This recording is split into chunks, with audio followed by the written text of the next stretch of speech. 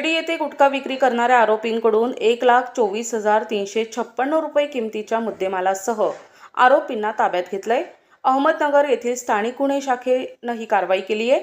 अहमदनगर स्थानिक गुन्हे शाखेचं पथक शिर्डी पोलीस ठाणे हद्दीमध्ये अवैध धंद्यांची माहिती मिळताच आरोपी फहाद ताहिर हसन अन्सारी आणि शोएब ताहिर हसन अन्सारी हे दोघे त्यांच्या निकुंज केसरिया राहणार राजकोट गुजरात यांच्या मार्फत महाराष्ट्र राज्यात विक्रीस प्रतिबंधित अपायकारक होईल असा खाद्यपदार्थ पान मसाला गुटखा पिंपळवाडी चौक येथील शंतनू पान स्टॉल या पान टपरीमध्ये विक्री करत असल्याची खात्रीशीर माहिती अहमदनगर स्थानिक गुन्हे शाखेला मिळताच पोलिसांनी आरोपींना पकडून त्यांच्याकडून 1,24,356 रुपयांचा गुटखा मुद्देमालासह आरोपींना ताब्यात घेतलाय।